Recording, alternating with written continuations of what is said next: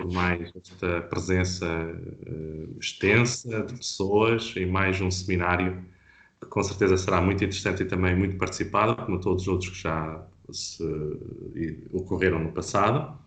Gostava de agradecer especialmente aos nossos oradores hoje, ao Dr. José Miguel Medeiros e ao engenheiro Gonçalo Alves, e também a presença do seu professor Miguel Freitas, que nos tem ajudado a organizar este ciclo de eventos. É para nós um prazer estarmos com este tipo de eventos ligados à política florestal, que é um dos temas mais importantes do Altâmega. Também é um tema que está muito hoje em dia em cima da mesa, no âmbito daquilo que é o nosso programa de recuperação e resiliência, e, portanto, desejo a todos uma manhã de muito bom trabalho. Eu estarei aqui a acompanhar, com certeza, e muito interessado também no tema. E, portanto, sem mais demora, se calhar passaria a palavra ao Sr. Professor Miguel Freitas para poder apresentar os nossos oradores e depois começarmos então os trabalhos. Eu agradeço mais uma vez a todos, aqueles que se têm junto a este tipo de iniciativas e, claro, desejo a todos um ótimo dia, está bem? Muito obrigado. Obrigado. Muito obrigado. Muito obrigado. Queria também cumprimentar o professor Ramiro Gonçalves e todos os participantes e cabe-me apresentar os nossos oradores. E eu devo dizer que esta nossa reunião de hoje é para mim das mais importantes, porque vamos falar de financiamento florestal e vamos falar de um instrumento novo, que é uma empresa pública que tem um papel muito importante ao nível do financiamento florestal. O Gonçalo Alves, meu colega e amigo, conseguiu construir um fundo de investimentos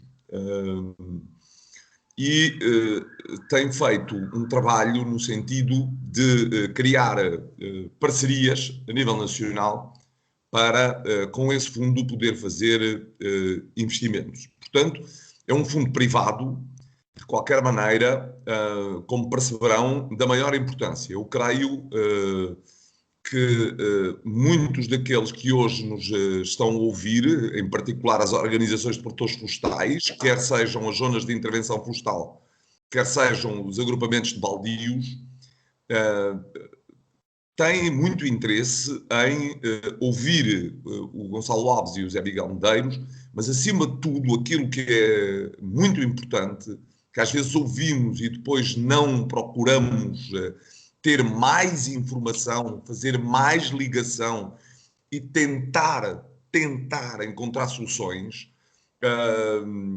Julgo que quer o Gonçalo Alves, quer o Zé Miguel Medeiros, trazem-nos soluções que nos podem ajudar no Altâmega, quer as zonas de intervenção florestal, quer os agrupamentos baldios, são parceiros preferenciais para quer a ação da Floresta Gal, que está neste momento, julgo que o Zé Miguel Medeiros falará sobre isso, está já com intervenções concretas no território, portanto já está a trabalhar em vários sítios do país, quer o Gonçalo Alves, com o fundo privado, que também, certamente, aquilo que vos trará é uma experiência muito rica. O Gonçalo Alves, para além de ter sido subdiretor-geral das florestas e chefe de gabinete do ministro Capolo dos Santos,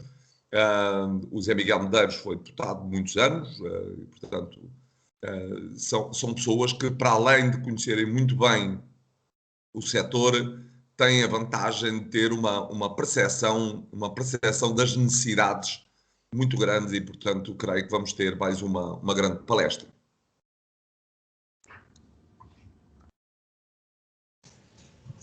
Muito bem. Eu não sei, começa então o engenheiro Gonçalo Alves. Por mim como quiser. Zé Miguel, como é que queres fazer? Opa, por mim pode ser o Gonçalo, não há nenhum problema. Não. Isso a ordem aqui é indiferente, porque depois no final temos que conversar todos juntos, não há nenhum problema. E eu até fico mais confortável, porque assim o Gonçalo pode ir já dizendo algumas coisas que evito eu de dizer. Obrigado. Muito bem, obrigada então. Podemos iniciar então. Obrigada. Bom dia a todos, então, muito obrigado pelo convite, é um prazer estar aqui, obrigado à CIM do Altâmega, obrigado também ao Miguel por me ter convidado. É um prazer enorme darem-nos esta oportunidade para apresentarmos aqui o fundo. Só fazer aqui um bocadinho um enquadramento. Este fundo já está a ser desenvolvido, ou começou a ser desenvolvido em 2015, portanto, e foi aprovado no âmbito pela CMVM em outubro de 2019. Isto, como compreendem, portanto, o fundo infelizmente foi aprovado numa altura pré-pandemia, o que fez com que apanhássemos agora, portanto, neste ano seguinte, apanhássemos o processo da pandemia, o que nos inimiu bastante em termos operacionais para a implementação do fundo no terreno. Estando neste momento o fundo a desenvolver uma ação de consulta e de negociação com potenciais investidores, nomeadamente do Banco Europeu de Investimento, e também estando à procura de territórios onde possa fazer os seus investimentos. Eu vou passar então à apresentação, espero que isto...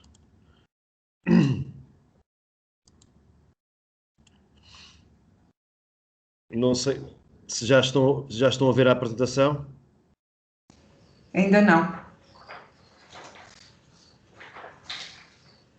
Mas agora sim. Ok. Então, acho que podemos começar.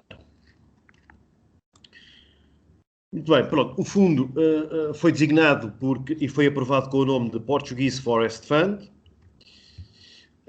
E então, o que é que esta apresentação, o que é que nós vamos abordar nesta apresentação? Porque é que achamos que Portugal é um território interessante para o desenvolvimento deste tipo de fundos?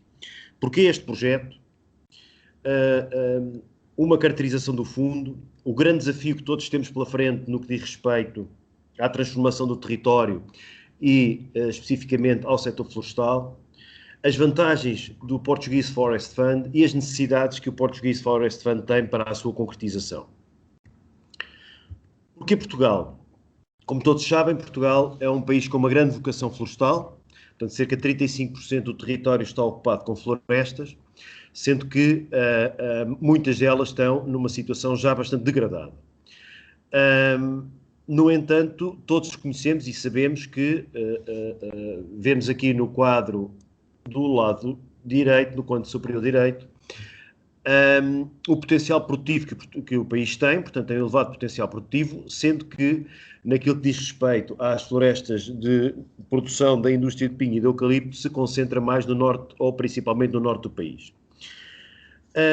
Nos últimos anos, os últimos governos têm tido uma particular atenção a reformas no âmbito do setor florestal. Um exemplo disso também, as reformas que o governo em que o Miguel foi secretário de Estado, portanto, é um exemplo claro disso. Houve uma grande preocupação sobre o setor.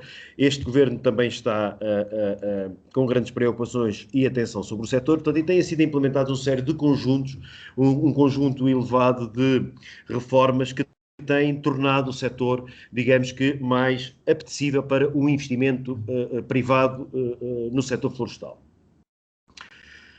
Tem também, e isto consideramos que acaba por ser uma oportunidade, tanto a dificuldade de gestão associada à atomização da propriedade leva a que haja também uma baixa produtividade associada à produção florestal, e nós consideramos isso que é uma oportunidade para desenvolver os investimentos.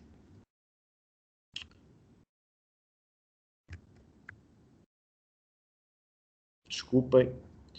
Bem, como oportunidades, e consideramos que, portanto, como já tinha referido, Portugal tem um potencial produtivo bastante elevado, tem o maior potencial produtivo da Europa, no entanto, a produtividade efetiva está muito abaixo do seu potencial. Portanto, nós consideramos isto uma oportunidade e consideramos que, deste modo, ao fazer investimentos florestais, com uma gestão profissional dos territórios e da floresta, poderemos claramente ter ganhos de produtividade elevados e é isso que, no fundo, sustenta a nossa ideia de investimento. Os principais riscos são conhecidos todos, quer dizer, e principalmente desde 2017 o risco dos incêndios ficou muito visível em todos na cabeça de todos, mas também temos riscos que não são nada negligenciáveis, aliás, são bastante acentuados, associados a pragas e doenças. Porquê este projeto? Consideramos que primeiro, há uma necessidade clara de profissionalização da gestão florestal e só assim se consegue minimizar os riscos associados à gestão florestal. Portanto, como tínhamos referido, há um contexto único em Portugal neste momento, pelas várias iniciativas que se têm desenvolvido governamentais nos últimos anos para que, do ponto de vista empresarial, se comece a encarar o setor florestal como uma área interessante de investimento. E é evidente, julgo que é do conhecimento de todos, que há um déficit significativo de abastecimento de matérias-primas florestais, não só no país, portanto isso é evidente na fileira do pinho, do eucalipto e também na cortiça, como também essa necessidade crescente de produtos à base florestal são absolutamente é evidente. Nós fizemos um estudo em 2015 para perceber qual seria o crescimento dos consumos industriais a nível mundial. Refizemos esse estudo ainda há muito pouco tempo, ou revisitámos esse estudo há muito pouco tempo, e tem-se verificado, de facto, um aumento significativo no âmbito do consumo de folhosas de crescimento lento, portanto, madeiras nobres, madeiras de resinosas e principalmente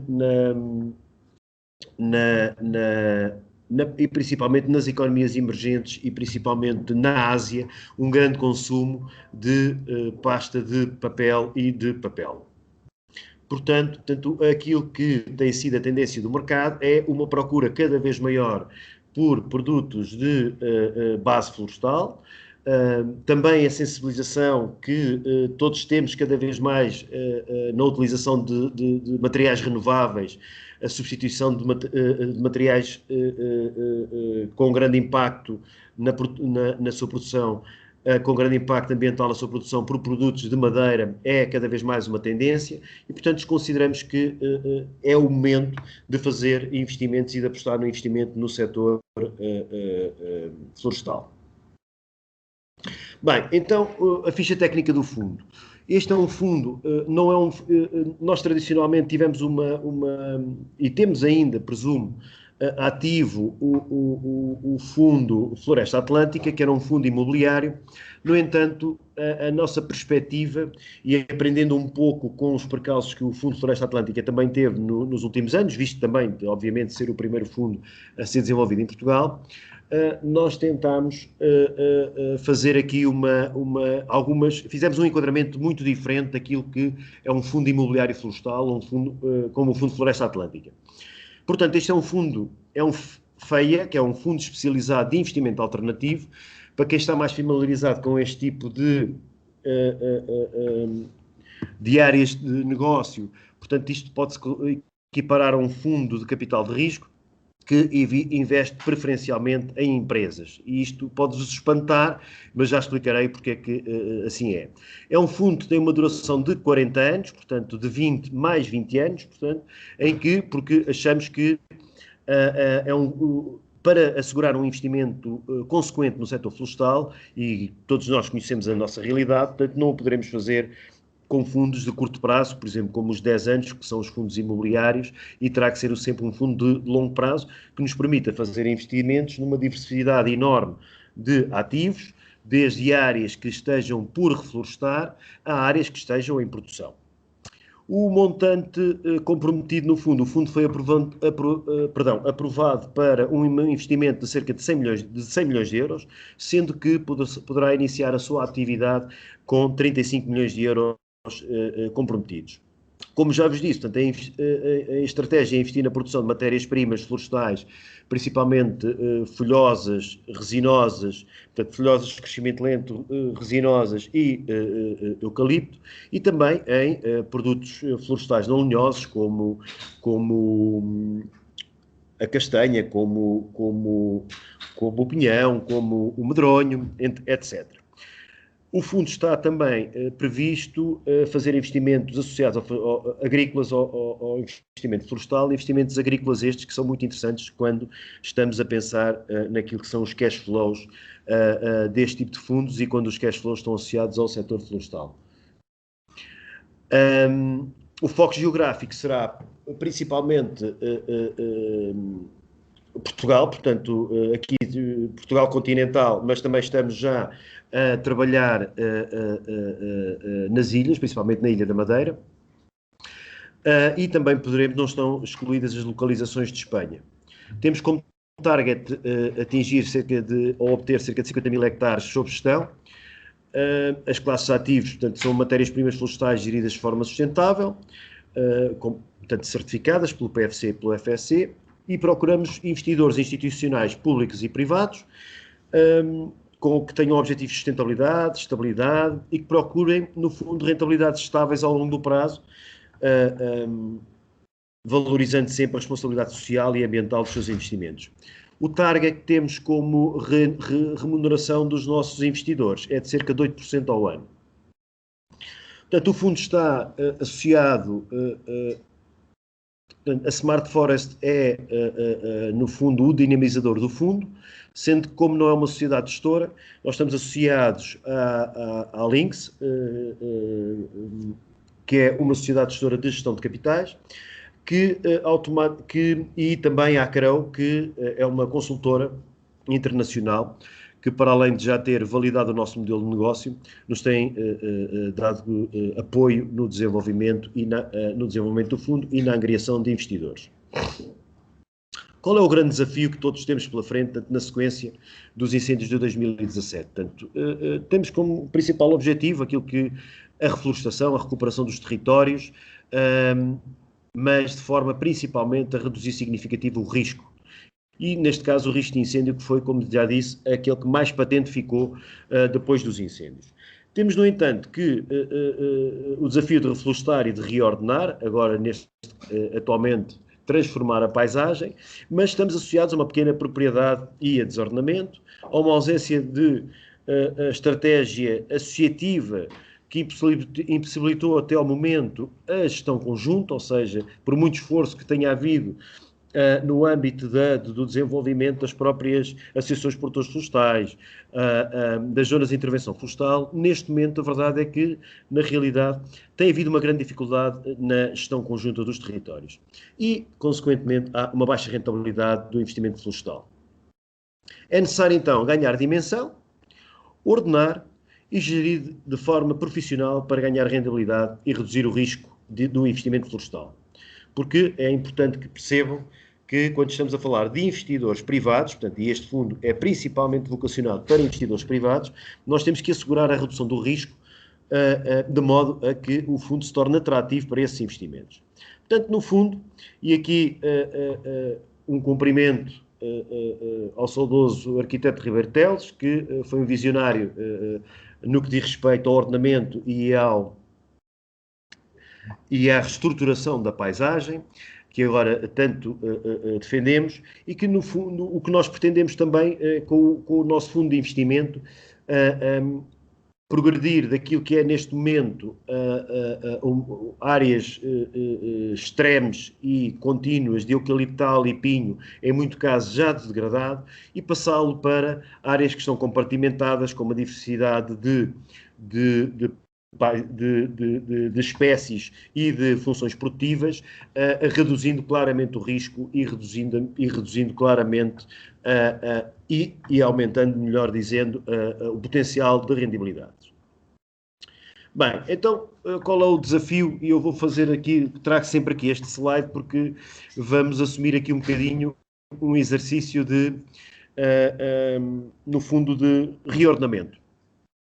E, como todos têm ideia, aqui do lado esquerdo do ecrã aparece-nos,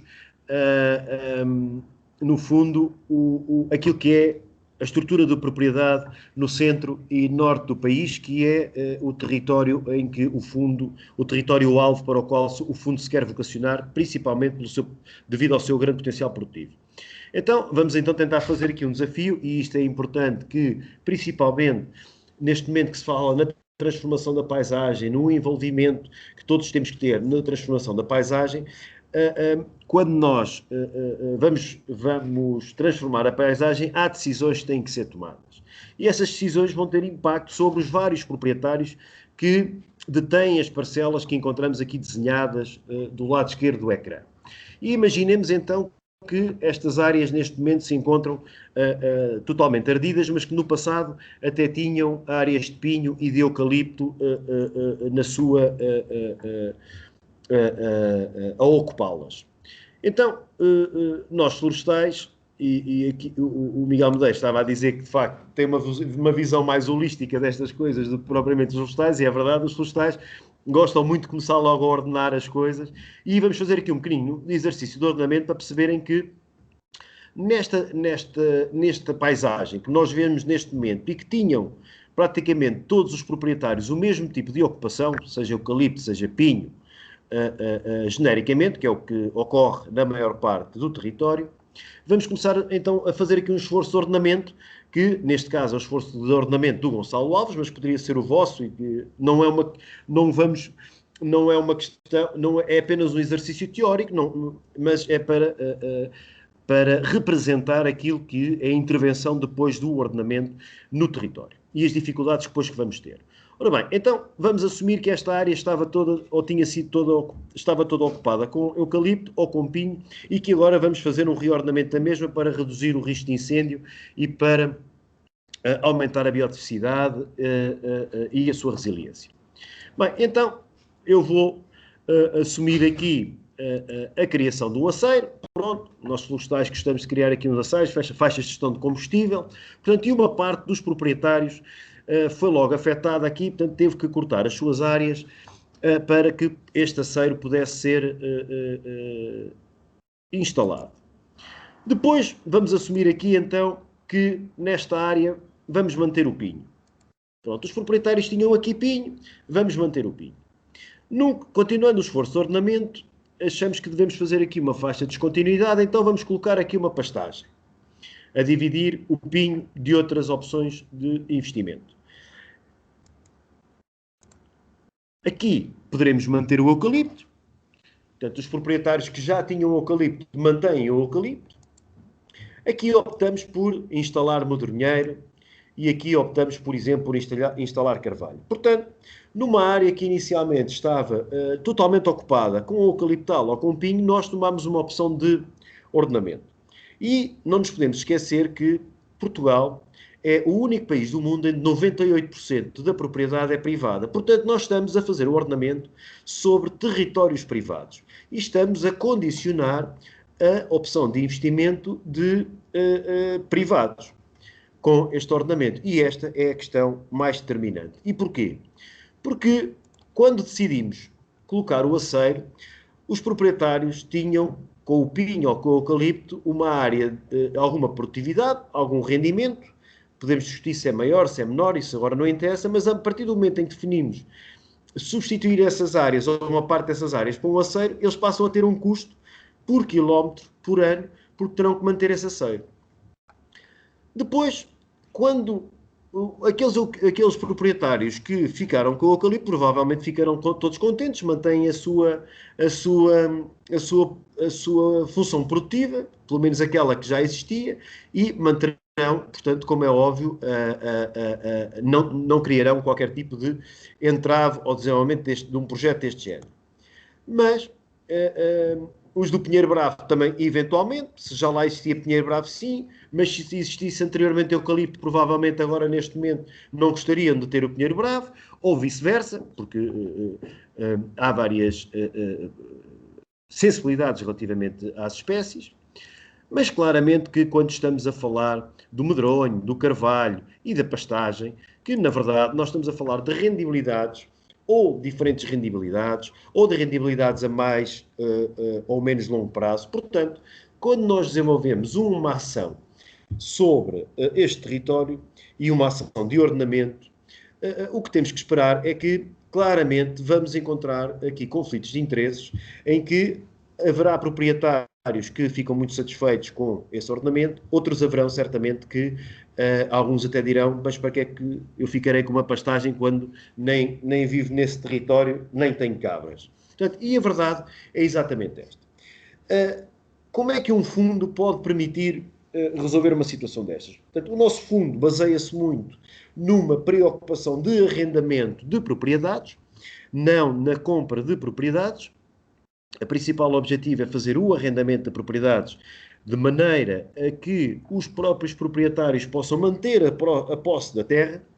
O que nós, no caso de uma área como esta, o que nós poderemos propor, no fundo, é fazer uma perequação daquela área e, ao estar a assegurar o reordenamento daquele território e oferecer uma renda média a todos os proprietários. Ou seja, não haver uma discriminação positiva nem negativa de nenhum proprietário, sendo que o fundo assume todo o investimento de reordenamento e estabelece uma renda média para todos os proprietários, passando os proprietários a gestão apenas das suas propriedades para o fundo. E esta é uma solução que estes tipos de modelos de mecanismo e estes tipos de modelos de financiamento privado podem trazer para o território. Ou seja, encontrar uma perequação, seja para as áreas integradas de gestão da paisagem, seja para as zonas de intervenção florestal, etc. É esta perequação e esta renda média que nós poderemos encontrar para o desenvolvimento deste território.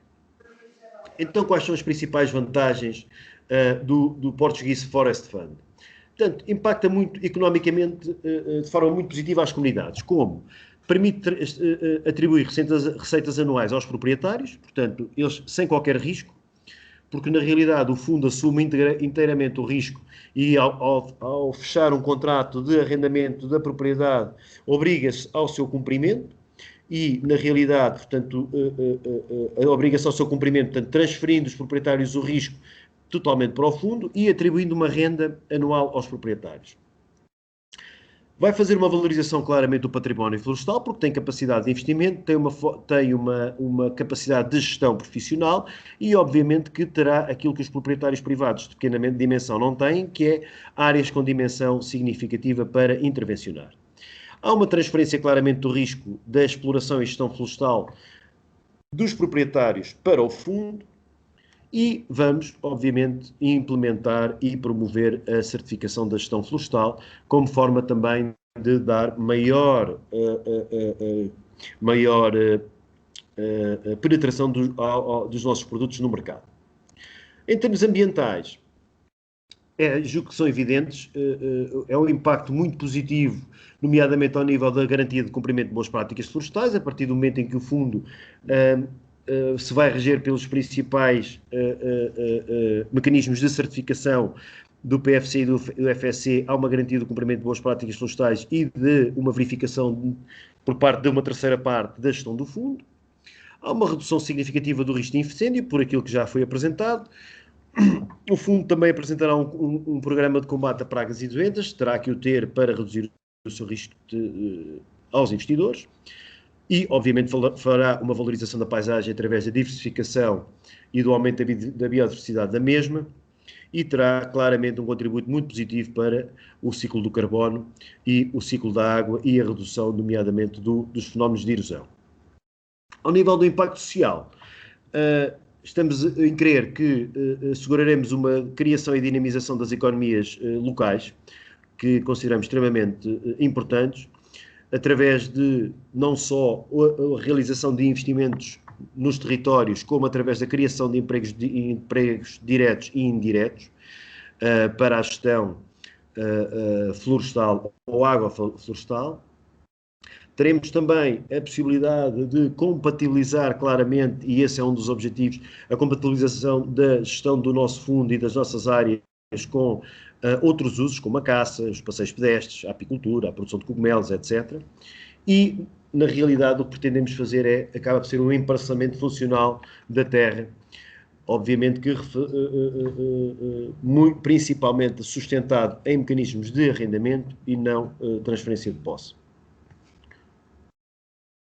Agora, o que é que nós realmente necessitamos, e daí também o nosso interesse em estar aqui neste momento a apresentar à CIM, neste seminário organizado pela CIM do Altâmega, o que é que verdadeiramente nós necessitamos para implementar o fundo. Desde já, a identificação de áreas de investimento para o Portuguese Forest Fund. Portanto, a identificação de áreas prioritárias para o investimento florestal, a identificação e dinamização dos proprietários, e nós achamos que, nesse caso, as autarquias e os municípios têm um papel fundamental no apoio, no apoio na dinamização quer na identificação de áreas prioritárias de investimento, quer também na identificação e na interação com os próprios proprietários. Portanto, vamos necessitar, apesar embora todo o modelo económico e financeiro do fundo não tenha previsto qualquer apoio, do ponto de vista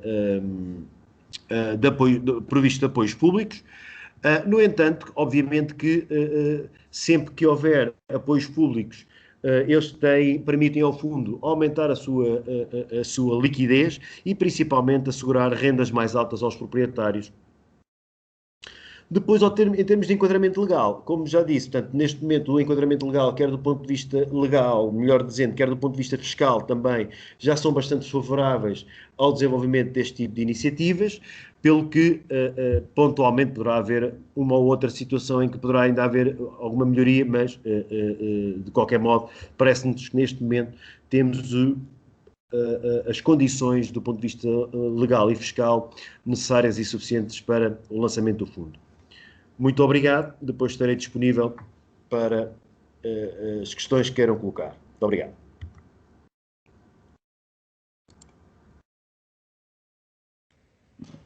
Muito obrigada. Podemos passar então ao Dr. José Miguel Medeiros, por favor. Eu vou tentar só... Bom dia a todos. Muito obrigado, doutora Carla Varandas, ao Sr. Professor Ramiro Gonçalves e ao meu querido amigo Miguel Freitas e ex-colega do Parlamento e de outras andanças governativas também, ao meu amigo Gonçalo Alves e a todos aqueles que nos estão a ouvir e a acompanhar nesta iniciativa que eu considero do maior interesse. Não apenas esta de hoje, se calhar nem principalmente esta de hoje, mas esta de hoje parece-me que pelo caráter inovador dos instrumentos que vêm aqui ser apresentados, é de facto muito relevante e penso que estamos numa época de mudança de paradigmas muito, muito acelerada e que estes instrumentos já não vêm cedo para Portugal. É bom que nós também tenhamos consciência que já não estamos, digamos, adiantados neste processo, mas, enfim, estamos a tempo de recuperar e, portanto, agradecer a iniciativa, agradecer o convite à Florestal. E eu queria partilhar, mas tenho algum receio que o meu PowerPoint... Eu vou tentar fazer ainda assim aqui uma partilha, se me permitirem, vou fazer aqui um exercício, iniciar partilha, vamos lá ver se eu sou capaz, porque eu não estou habituado muito a trabalhar com o Skype para fazer a partilha. É partilhar ecrã, não é?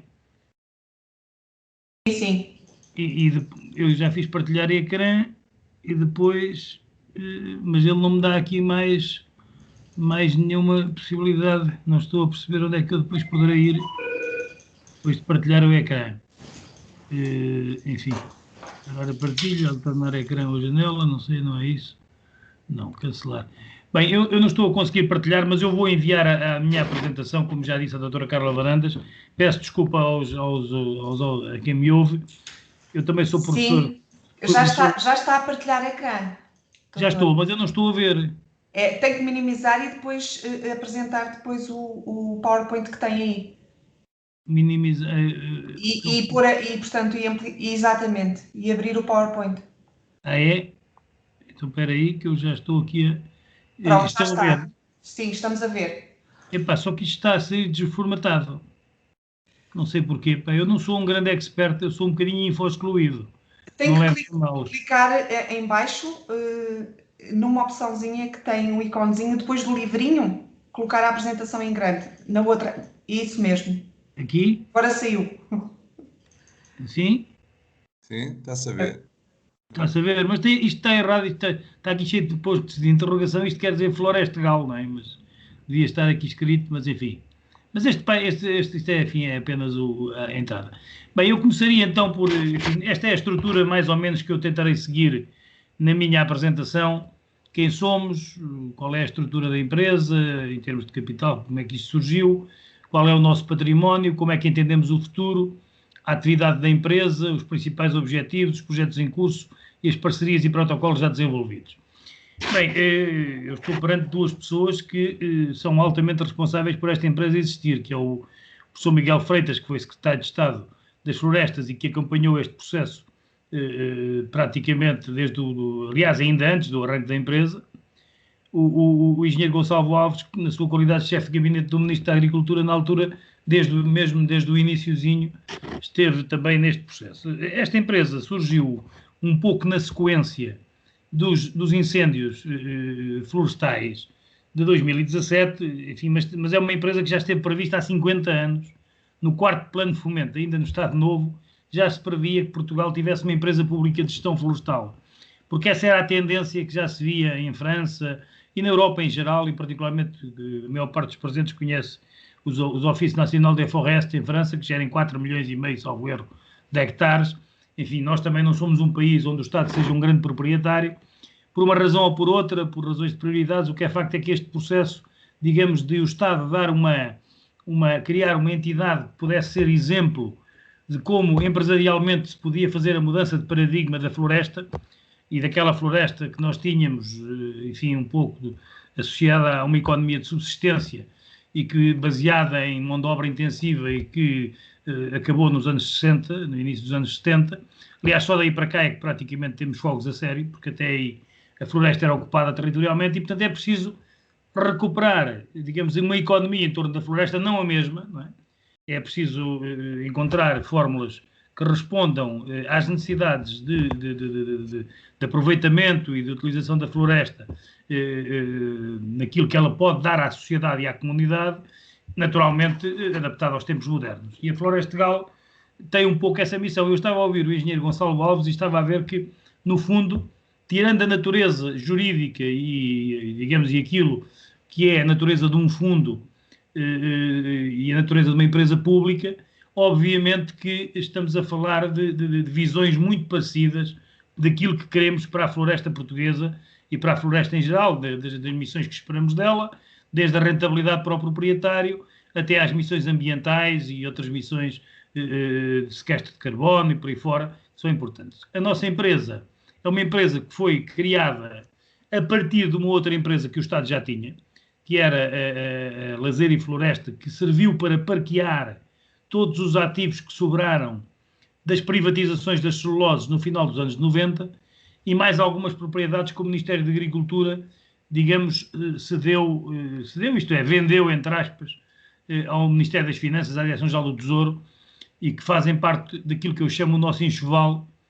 Nós temos duas tutelas, portanto, somos uma empresa do Ministério das Finanças, digamos assim, do ponto de vista do capital. O nosso capital social de 24 milhões de euros é integralmente detido pela Direção-Geral do Tesouro através da par pública, mas temos a tutela setorial, que foi inicialmente do Ministério da Agricultura, Desenvolvimento Rural e Florestas, e que agora passou para o Ministério do Ambiente e da Ação Climática através do Estado de Estado das Florestas, uma vez que as florestas passaram para essa área da governação. O enxoval que nos chegou, que nós recebemos foi este, desculpem lá, foi este que está aqui. Nós temos cerca de 86 propriedades espalhadas por 26 concelhos. Aqui estão só 25, mas eu penso que na transposição do mapa acho que falha aqui um, mas são 26 concelhos, de norte a sul do país. Ao sul temos sobretudo propriedades que resultaram, digamos, de heranças que vieram do Ministério da Agricultura, antigas propriedades que faziam parte dos campos parlamentares e, por exemplo, o caso da Revilheira, que era uma propriedade que o professor Miguel Freitas conhece bem, de certeza, ali na zona de Reguengos de Monsaraz. Temos uma grande propriedade que vinha também no portfólio das celuloses e que ficou para esta empresa, que é Val do Reis, que é sobretudo montado e cortiça. Esta propriedade que eu falei antes é sobretudo agrícola, portanto é uma propriedade que até estamos a tentar negociar com o acionista a possibilidade de a vender, porque é uma propriedade do ponto de vista florestal para nós não é muito interessante e pode ser interessante como fonte de financiamento dos nossos projetos florestais. Depois, todas as outras por aqui acima são propriedades cuja qualidade, infelizmente, não é a melhor, em termos estão muitas vezes em zonas marginais, em alguns sítios não, mas noutros sítios sim, e foi precisamente aquilo que na privatização não foi, digamos, vendido ou não foi querido pelas entidades que assumiram a privatização. Portanto, ao criar esta empresa, o Estado, no fundo, o que fez foi, por um lado, criar um novo instrumento diferente daqueles que existiam até agora, porque é um instrumento complementar. A ação do Estado traduziu-se sempre por via da administração direta, seja, portanto, do clássico setor administrativo, direto e indireto, mas de programas, operações, áreas de intervenção, incentivos, apoios, portanto, e esta é uma nova frente em que a missão e os objetivos públicos são prosseguidos no terreno económico ou social através de uma vertente empresarial traduzida nesta empresa que é a Florestal. Portanto, digamos que a atividade da natureza, no fundo, começa pela agilidade que este instrumento tem, é mais ágil para poder, digamos, operar com o setor privado e com os proprietários e com os parceiros. Portanto, não precisamos estar a pedir licença de 5 em 5 minutos. Nós estamos fora do perímetro das administrações públicas, ou seja, do Orçamento Geral do Estado. Não recebemos financiamento do Estado. Somos uma empresa que tem que dar resultados positivos. Ou seja, o Estado está a fazer ele próprio esse esforço. Ou seja, não se limita a ser o jardineiro e a apresentar a conta ao Orçamento de Estado, quer ser, de facto, um gestor que mostra resultados e a Florestal tem esse objetivo. Como é que o vai fazer? É, de facto, a questão que se coloca e que, efetivamente, nós temos vindo a tentar equacionar e a construir na Florestal.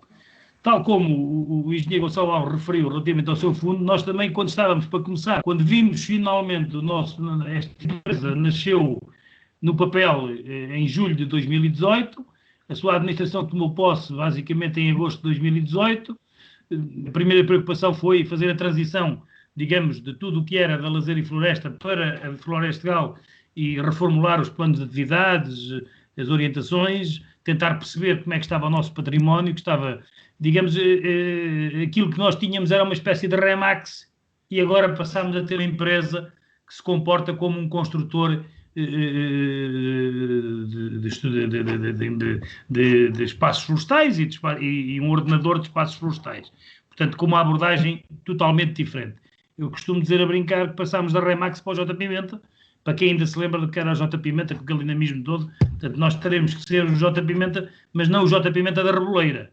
Teremos que ser o J. Pimenta na linha Ribeiro Teles, não é? Portanto, construir, fazer depressa, fazer com a velocidade que a floresta permite, evidentemente, mas fazer bem e fazer de acordo com, digamos, não deixando ninguém para trás, integrando todos os participantes, todos os players que intervêm na floresta, desde o pequeno proprietário, aliás, que é uma das nossas missões principais, e por isso a empresa foi sediada também em Figueiró dos Vinhos, e onde, digamos, ocorreram os primeiros grandes incêndios de 2017 em junho.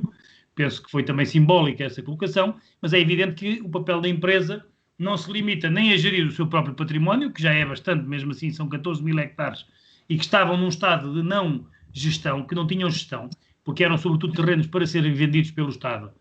E, portanto, nós neste momento não vendemos, estamos a geri-los, tivemos que avançar com 18 CGFs, com uma série de coisas, portanto isso é um trabalho que nos absorveu muito tempo. Quem é a pessoa que está a falar? Mas peraí.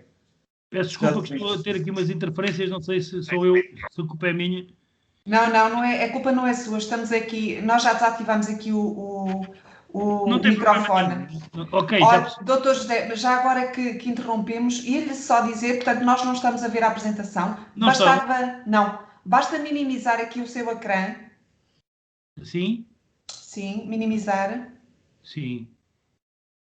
E partilhar agora a apresentação. Mas eu tinha partilhado e disse-me que estava. Não, mas depois saiu. Epá, isto sabe o que é isto? Isto é ora bem, eu agora estou eu no lugar da apresentação, porquê? Meu Deus. Isto, de facto, Eu estou aqui a fazer uma figura triste, peço imensa desculpa. Não tem problema nenhum. Esperar-se-ia que fosse, mas eu sou um homem também do território do interior, pá. Desculpar-me esta minha infosclusão, pá. Mas sobretudo é pelo Skype que eu não costumo usar, usamos o Teams, pá. E eu não sei, vista de conteúdo, será isto? Não. Já sei, pá, é que isto é desagradável, pá. Até para as pessoas que estão a assistir, partilhar ecrã, iniciar partilha.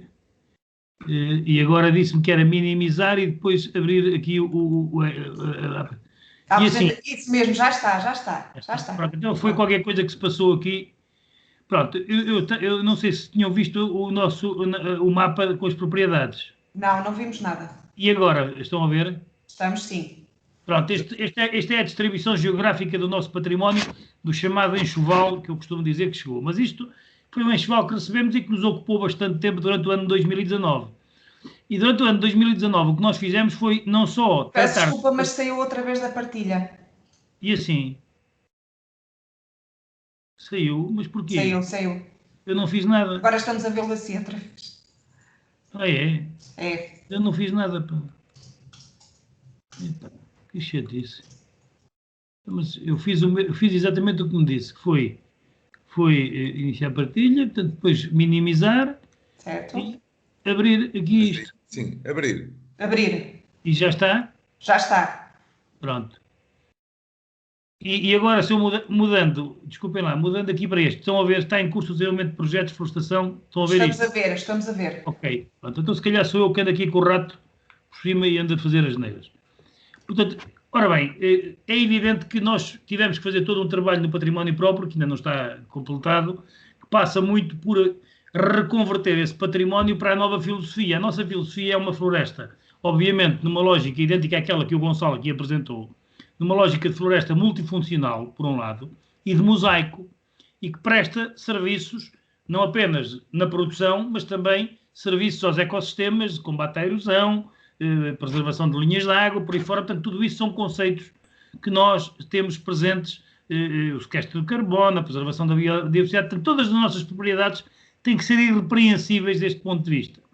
E isto foi vertido no nosso plano de negócios, que foi trabalhado com a Pricewaterhouse, que validou uma série de pressupostos, designadamente as nossas áreas de expansão, e validou novas formas também de olhar para o negócio, digamos assim, da floresta.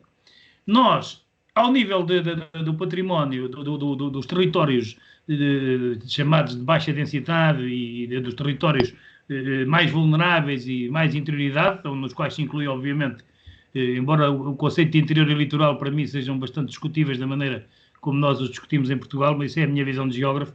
Praticamente nós não temos interior, temos um litoral mais distante do mar, mas, enfim, infelizmente por razões de acessibilidades e outras, o país ficou bastante dividido. Mas eu penso que o conceito de interior parece que dá a ideia quase de atraso. Isso, no meu ponto de vista, não é bom nem para a autoestima dos territórios, nem para as pessoas que lá trabalham, nem para ninguém. E eu também sou oriundo do Pinhal Interior Norte e sinto isso há muitos anos e luto muito. E essa foi uma das razões que me levou a aceitar o desafio do Ministro Capolas para este projeto. Precisamente porque considero que o ângulo de abordagem a partir dos territórios florestais deve ser um dos principais, se não mesmo o principal ângulo de abordagem de muitos destes territórios, no sentido de recriar uma nova economia em torno desta floresta. Então, como é que nós pensamos fazer isto? Por um lado, como também disse o engenheiro Gonçalo Alves, trabalhando diretamente com o pequeno proprietário, nós temos identificados, é um processo, como todos sabemos, muito moroso. Quem vive nestes territórios sabe bem a mentalidade das pessoas com quem está a lidar, e isso significa que nós temos identificados 200 e tal hectares já ali na zona, só ali nos concelhos à volta de Figueiró dos Vinhos, propriedades onde a propriedade média tem uma dimensão, onde a propriedade tem uma dimensão de 0,2 hectares, média, e a exploração de 0,5, que significa que estamos a lidar com dezenas, o mesmo proprietário tem dezenas de parcelas e muitas vezes distantes umas das outras. Portanto, nós não conseguimos, de um momento para o outro, transformar aquilo num território gerível, com uma escala adequada e numa área territorialmente, digamos, compatível com essa mesma gestão. E por isso estamos a fazer por abordagens sucessivas e a tentar mobilizar os proprietários para eles próprios também ajudarem a mobilizar outros vizinhos para ver se os conseguimos juntar. Noutros casos, já existem ZIFs, ou organizações de produtores, ou os baldios, e nós, para também não ficarmos à espera de que o processo do minifúndio tenha o seu primeiro projeto. Nós temos uma parceria com a Associação Pinhais do Zeza, que é uma associação de desenvolvimento ali daquela região e que também está a trabalhar connosco no sentido deste projeto que nós chamamos o projeto mais emblemático, digamos, do minifúndio, mas avançámos diretamente, e como também disse o engenheiro Gonçalo, para contacto com autarquias que tinham sido atingidas e onde existem terrenos públicos, sejam eles baldios, que não são propriamente públicos no sentido estrito do direito, são públicos na medida em que não são particulares, mas são de uma comunidade, não é? Portanto, baldios, e que muitas vezes têm apoio das autarquias, juntas de freguesia, câmaras municipais muito envolvidas, e temos também portanto, propriedades públicas locais municipais. Muitas câmaras têm bastante património florestal, como sabem, e muitas vezes completamente abandonado e sem gestão. E, portanto, nós procuramos ir por aí, porque também a nossa ideia é que, num determinado momento, nós temos que ser uma empresa, não um gigante da floresta, de um dia para o outro, cheio, não vamos substituir os antigos serviços florestais com centenas de funcionários espalhados pelo país todo. Não é esse o nosso objetivo. O nosso objetivo é sermos o exemplo onde intervirmos como uma entidade responsável que aplica as melhores práticas e a mais moderna tecnologia e técnica, todo o que é de mais recente e das melhores práticas que contribuem para os vários objetivos até do desenvolvimento sustentável das Nações Unidas, e ao mesmo tempo, e todas aquelas políticas europeias e nacionais que estão definidas nas múltiplas estratégias, nas alterações climáticas, por aí fora, portanto, todas as nossas explorações têm que ser exemplares desse ponto de vista, mesmo tantas próprias, nas quais estamos a fazer cadernos de encargos de arrendamento que já exigem certificações, que já exigem que as pastagens cumpram as regras do bem-estar animal, uma série de outras coisas. Portanto, nós somos exigentes porque nós não somos gestores pecuários e, portanto, não temos essa vocação, mas temos territórios que têm vocação para atividades complementares e, portanto, daí a multifuncionalidade, não apenas a exploração florestal, mas também a sua complementaridade com atividades compatíveis e complementares. Portanto, tudo isso está na nossa ideia como forma também de melhorar o desempenho económico dessas explorações e, consequentemente, melhorar os rendimentos que delas se obtêm, seja nas nossas, seja naquelas que nós vamos arrendar. Nós não compramos propriedades, não temos essa vocação, nem dinheiro para isso, não é? Mas a ideia é fazermos contratos de arrendamento, de cessão de exploração, das mais diversas formas. Temos, efetivamente, ensaiado várias modalidades e estamos, neste momento, a trabalhar em Pampilhosa da Serra, por exemplo, em concreto, em 600 hectares de dois baldios, com os quais já temos um acordo de cessão de exploração, que ainda só está nesta fase, aprovado pelo Conselho Diretivo e que há de ir à Assembleia de Compartes logo que passa a pandemia, porque, como eu disse há pouco, nós também, em 2020, que era o nosso primeiro ano a sério, logo que estávamos para começar a implementar o nosso plano no terreno, foi quando sofremos, todos nós, com a pandemia e com todas as consequências operacionais que isso gerou, e de possibilidade de ir ao terreno e de falar com as pessoas e por aí fora. Temos as pessoas em teletrabalho, tudo isso que todos nós sabemos. E não é desculpa, é uma realidade. Enfim, há aí clubes de futebol que têm utilizado como desculpa a pandemia, uns com mais razão do que outros. No nosso caso não é desculpa, foi verdade e foi assim mesmo. Mas nós não nos limitamos a pensar a floresta, digamos, nos moldes da sua gestão mais eficiente, melhor, com as mais modernas técnicas, com o mais moderno conhecimento científico ao seu serviço, com as parcerias que estabelecemos já com uma série de entidades, desde o Centro Pinos, o Instituto Politécnico de Coimbra, temos acordos com os Navigator. Portanto, nós não temos preconceitos contra a árvore nenhuma, incluindo o eucalipto, mas, como dizia o Gonçalo e bem, as coisas têm que ser geridas de uma forma equilibrada e o mosaico tem que ser equilibrado e tem que ser pensado. Nós hoje olhamos para o fogo, nós não nos consideramos uma empresa que nasceu para combater os incêndios. Nós achamos que o fogo é um fator que tem que ser, digamos, inerente a todo ao nosso projeto de florestação. Ou seja, quando nós estamos a florestar, temos que ter em conta que vamos ter fogo, ele vai existir sempre, e temos que florestar de tal forma que as possibilidades de o fogo causar prejuízos se reduzam ao mínimo, tal como as pragas ou outra qualquer ameaça à floresta, como também o Gonçalo ali disse bem. E vocês diriam, bom, mas você tem uma grande conversa, como é que vai financiar isso? É evidente que nós financiamos isto, nós sendo uma empresa pública, é certo, e ainda estamos a ultrapassar algumas dificuldades, porque somos um paradigma, constituímos um paradigma novo, e ainda não somos um player suficientemente conhecido e reconhecido, mesmo pelo próprio Estado, nos seus vários departamentos. Dou-vos apenas um exemplo. O Fundo Ambiental excluiu-nos de uma candidatura que apresentámos para Pedra Cova, onde queríamos fazer um projeto piloto de misturava a agricultura regenerativa com floresta, numa serra que é altamente atingida pelos incêndios e com uma erosão brutal, e fomos excluídos porque somos uma empresa pública. Mas, entretanto, a Companhia das Resíduos tinha sido apoiada. Depois lá reclamámos e, então, conclusão, fomos as duas excluídas. O que é injusto, porque somos empresas públicas, mas que nos regemos pelo Código das Sociedades Comerciais, pelo direito privado, e, portanto, não podemos ser... Quer dizer, temos apenas um acionista-Estado, mas, de resto, não recebemos um tostão do acionista, a não ser, efetivamente, se tivermos prejuízo, e se o acionista for obrigado a intervir, o que Deus nos livre, que isso seria, digamos, o falhanço dos gestores que aqui estão, coisa que eu não espero que aconteça. Eu ou outro qualquer que venha a seguir.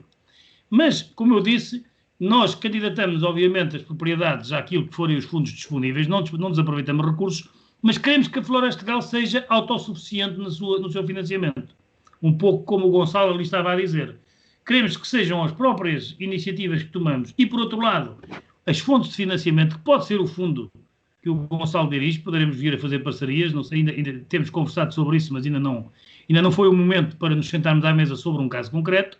Mas, por exemplo, ao nível do novo conceito que está a ter muito desenvolvimento e que eu tenho neste momento projetado no ecrã e que espero que estejam a ver, que é aquilo que se chama o Forest Sponsoring ou Green Sponsoring. Nós notámos desde há 2 ou 3 anos, desde o início que entramos na Florestegal, fomos sempre muito atentos ao que se passava no mundo inteiro e quando construímos o plano de negócios pedimos à nossa consultora que também nos fizesse um benchmarking com os vários países e com as várias empresas florestais, para além dos Ofícios Nacional da Floresta, com o ILC na Irlanda, empresas na Checoslováquia, em vários países.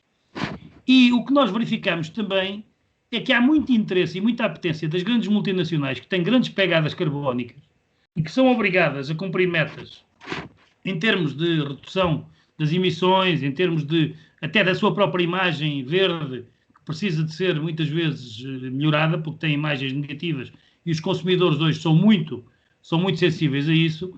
Digamos, nós podemos ser um veículo comunicacional extraordinário, vendendo, digamos, entre aspas, a essa gente o seguinte: vocês florestam, pagam a florestação durante 30 ou 40 anos, e retiram daí os direitos ambientais e podem invocar nos vossos relatórios florestais, nos vossos relatórios de sustentabilidade, nos vossos relatórios de responsabilidade social, que, efetivamente, estão a dar à sociedade a contrapartida por aquilo de que a estão a privar.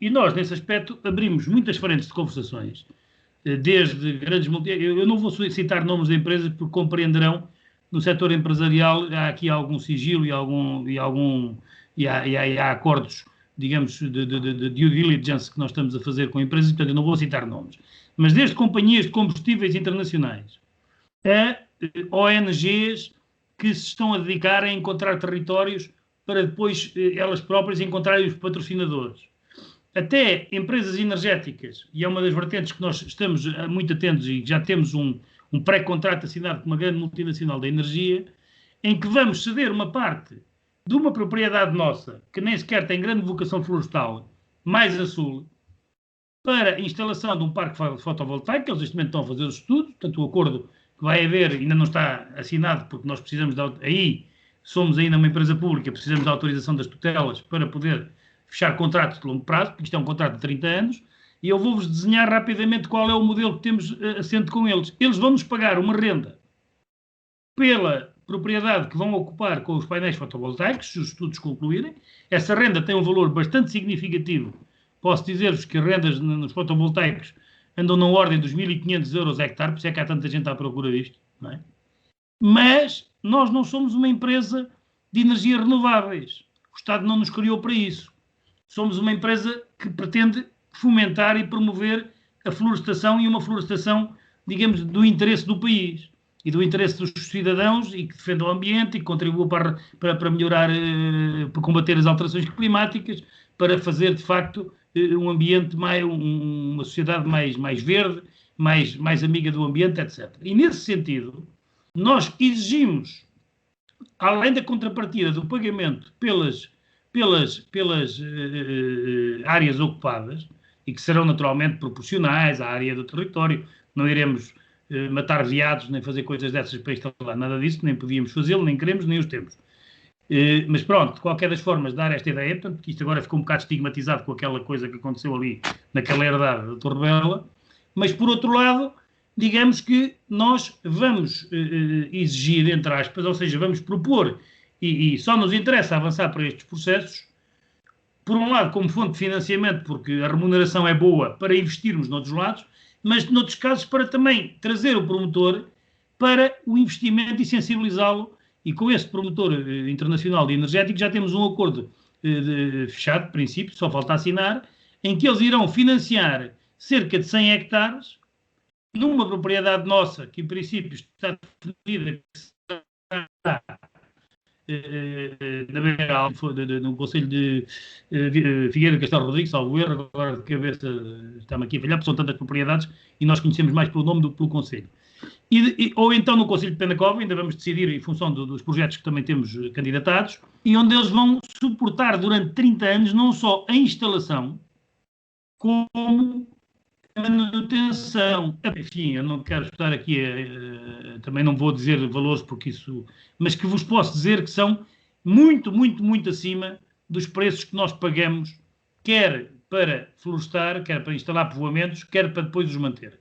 Portanto, digamos, a ideia aqui é vender a essa empresa um outdoor gigante, que eles podem dizer, nós somos uma empresa que fazemos energia renovável, fotovoltaica, ocupamos ali com painéis, mas em contrapartida também florestamos, também ajudamos a fazer floresta de conservação, floresta de perpetuidade, que é também o que nos interessa. Claro que nós não vamos fazer só floresta de conservação, também iremos fazer floresta de produção, porque o país precisa, e vamos estar atentos, e estamos atentos aos vários mercados, inclusivamente a mercados que não são tradicionalmente mercados da floresta, como por exemplo a indústria química, ou que são mercados da floresta, ou foram, sobretudo por via da resina, em algum tempo, mas hoje há outros mercados através da pirólise, e não estou a pensar nem em biomassas, nem estou a pensar em pellets, que eu acho isso uma destruição de valor brutal, e acho que as pellets são, pelo menos na minha região, o que eu tenho visto é que são um crime ambiental, porque agarram em árvores que têm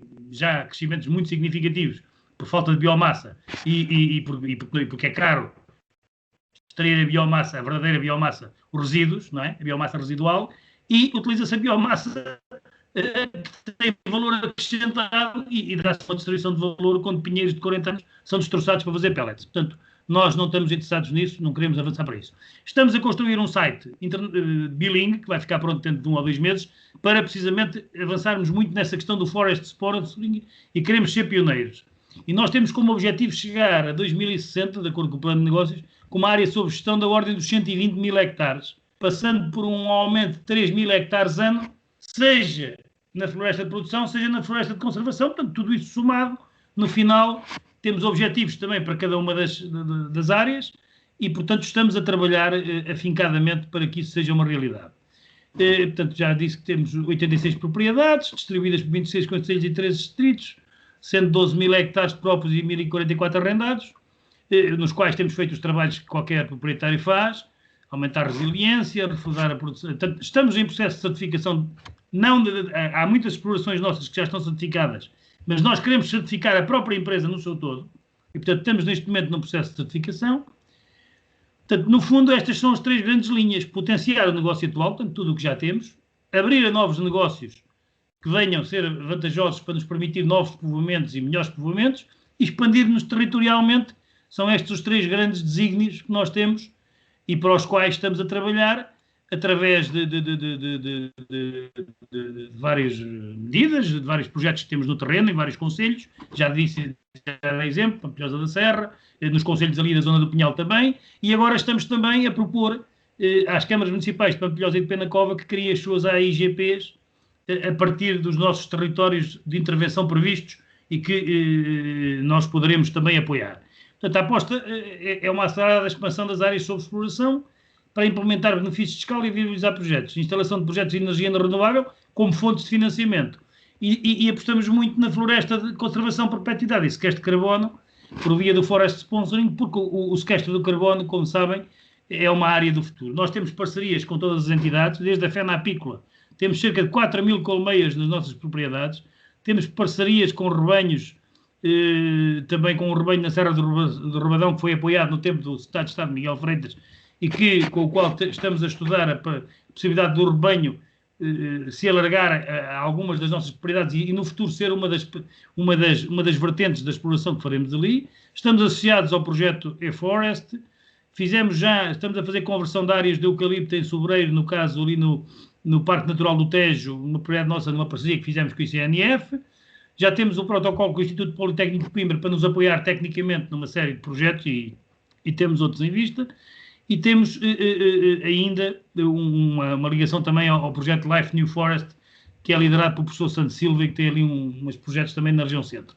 Obviamente que também estamos a contar e pretendemos associar-nos a projetos noutras áreas e está a nascer ali na nossa zona uma empresa muito interessante que, com base na pirólise, vai produzir uma série de subprodutos para além do biocarvão, e que são, sobretudo, produtos para a indústria química, e que tem como base a utilização de matéria-prima, curiosamente, o eucalipto, como que é a madeira que lhes interessa mais, mas que podem ir utilizando diferentes madeiras e diferentes espécies, consoante, digamos, o tipo de produto químico que se pretende.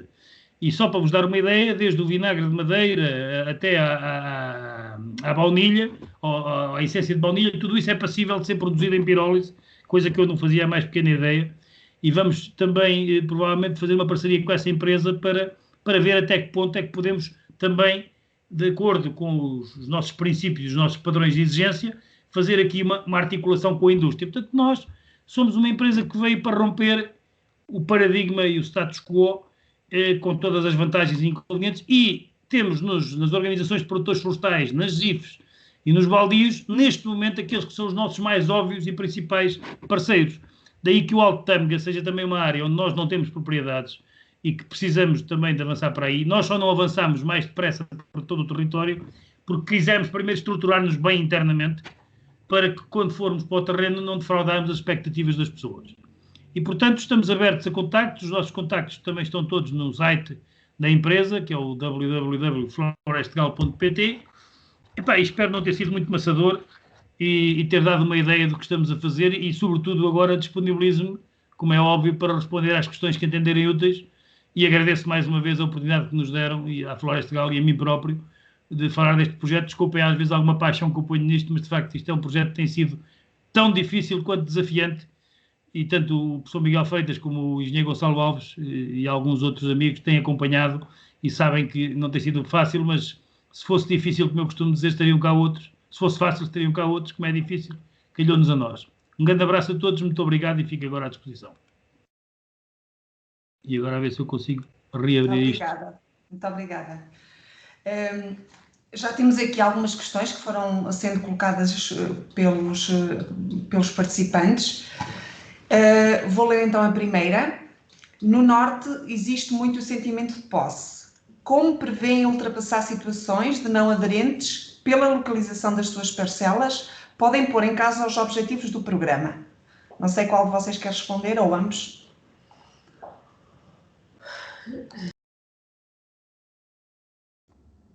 Zé, queres que seja eu primeiro? Depois... Sim, eu acho que seguíamos a mesma metodologia. Agora eras tu, porque uma vez que falaste primeiro, embora esta pergunta se dirija aos dois, obviamente. Exatamente. Bem, nós, relativamente a essa questão, é importante, aliás, nós achámos tanto é importante que nós identificámos logo a adesão ou não dos proprietários é determinante para estes modelos, quer o nosso, quer também o da Florestgal, que, como o Zé Miguel disse, são modelos que são complementares, absolutamente complementares, e que podem ter uma intervenção no território de forma complementar, mas que, obviamente, vamos encontrar os mesmos desafios, de certo modo, não é? Nesse aspecto, obviamente que eu frisei bem que, no que diz respeito ao fundo, portanto, a nossa única intenção é sempre, portanto, trabalhar em prol dos proprietários, com os proprietários, e aqueles que não quiserem aderir ou que não se sentirem motivados a aderir, portanto, nós não poderemos, obviamente, obrigá-los. Até porque é uma questão que é importante, e eu digo sempre isto em todas as apresentações que faço, principalmente quando estão mais direcionados para os proprietários, que é o facto de que o fundo é o primeiro, é a primeira entidade a não querer conflitos. Porque, na realidade, conflitos para nós significa risco. E risco significa ausência de investidores. Portanto, obviamente que nós só podemos estar em territórios onde haja uma adesão significativa dos proprietários, portanto não tenho, essa é para mim evidente. Naquela onde não ocorrer, portanto, se não ocorrer uma adesão significativa, nós iremos procurar outras, quer dizer, isso é evidente. Bem, eu acrescentaria muito pouco ao que disse o Gonçalo, até para não queimar tempo, mas de facto nós ali temos verificado, por exemplo, só um proprietário que chegou a nós tem para aí umas 30 e tal parcelas, e todas elas, cada uma em seu lado, não é? E algumas até em conselhos diferentes. Portanto, é difícil criar unidades de gestão viáveis se não conseguirmos preencher os espaços intersticiais, como é evidente, com outras propriedades que permitam, digamos, uma certa contiguidade, não tem que ser encostadinhas, como sabemos. A exploração comporta capacidade financeira para certo tipo de esforços, mas não é ilimitado esse esforço. E, portanto, o que nós temos a tentar a fazer, por um lado, é conversar com os proprietários. Por acaso, esse é um dos aspectos que se tem colocado muitas vezes nesta pandemia, é que tivemos que atrasar um pouco esse trabalho, porque agora havia muito trabalho para ir para o terreno e tentar que eles trouxessem os vizinhos e outros para nós irmos ajudando. Mas nós achamos que o exemplo aqui é que vai ser decisivo. Se nós em cada território conseguirmos 1 ou 2 bons exemplos em que se verifique que as pessoas que aderiram estão a ver as suas propriedades bem geridas, estão a extrair rendimentos, eu penso que isso agora é um trabalho de paciência. Eu disse no dia da inauguração da Floresta Gal, e estava lá acho que tanto o Gonçalo como na altura o Secretário de Estado das Florestas, Miguel Freitas, teve, eu disse que é bom não esquecer que a floresta tem os seus tempos, não é? E são longos. E, portanto, nós também não podemos querer que estas mentalidades que vêm de décadas, de séculos, mudem de um dia para o outro, sobretudo quando as pessoas estiveram habituadas, durante agora os últimos anos, a que só tiveram praticamente um operador a dirigir-se-lhes, que foram os operadores da pasta de papel e, portanto, do eucalipto, e que pagam valores que são valores muito superiores. Eu sei que na minha zona pagam 120, até chegam a pagar 150 euros hectare ano, não é? Ao pequeno proprietário, e não estão preocupados se ele tem 10 hectares ou 2 hectares ou 1 hectare, portanto vão alugando, vão arrendando, e nós não vamos poder pagar isso para fazer espécies autóctones, as folhosas e mesmo o pinheiro, quer dizer, e portanto temos aqui, eu vi aqui uma pergunta que me apareceu aqui de lado, eu aproveito já para me adiantar, qual é o valor da renda? Pois o valor da renda só pode ser calculado depois de fazer um estudo de modelação económica de cada um dos territórios, sob pena de estarmos a vender gato por lebre, ou estarmos a ganhar demais nós, ou estarmos a dar dinheiro que não ganhamos na exploração. Nem o fundo se pode dar a esse luxo, porque tem que garantir uma rentabilidade mínima que se comprometeu com quem contratou, nem nós podemos dar-nos a esse luxo, porque não podemos estar a pagar rendas ou a dar rendimento a proprietários que não tenham efetivamente contrapartidas.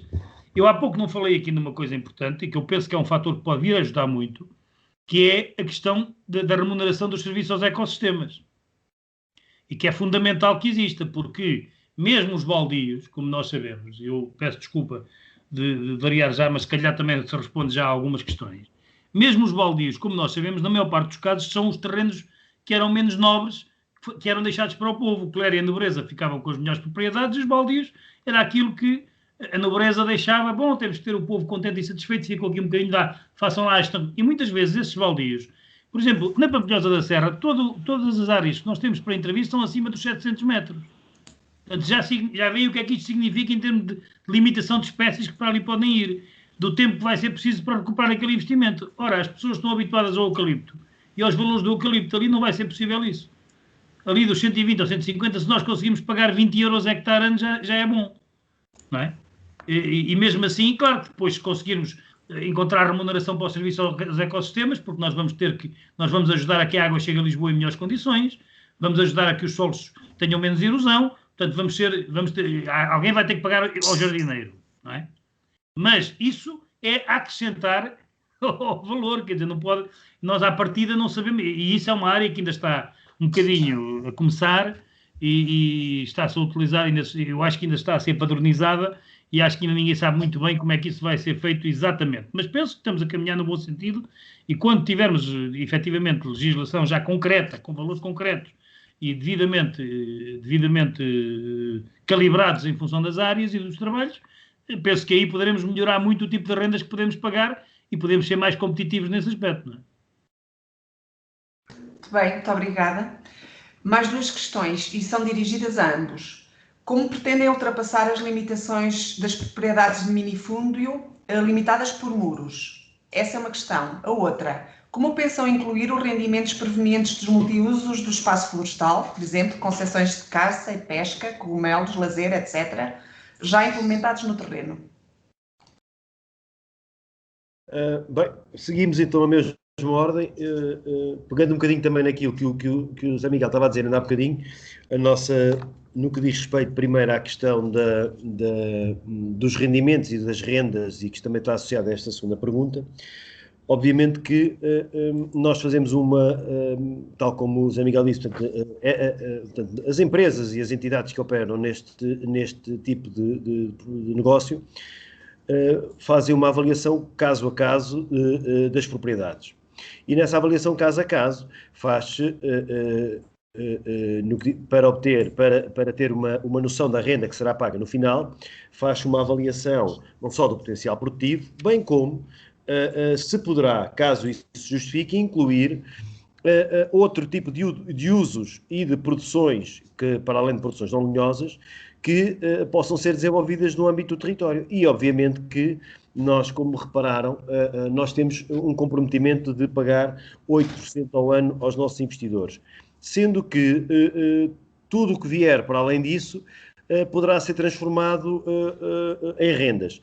Só para que tenham uma noção de cerca dos cerca de 100 milhões de euros que nós prevemos investir no setor florestal, o nosso modelo económico e financeiro prevê fazer a utilização desses 100 milhões, 50 milhões serão para o pagamento de rendas.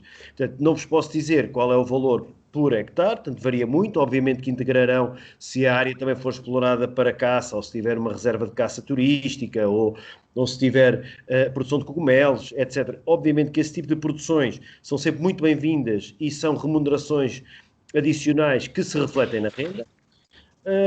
E isso, obviamente que quanto maior a diversidade também de fontes de rendimento que a propriedade possa ter, provavelmente mais facilmente e maior será maior será o valor potencial da renda.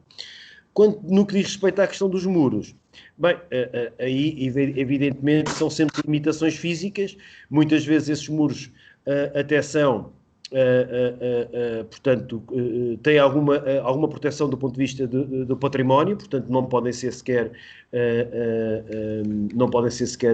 movidos nem mexidos, são parte característica de algumas regiões do país. Obviamente que isso limita bastante aquilo que nós pretendemos em termos de intervenção em espaços com dimensão alargada, não é?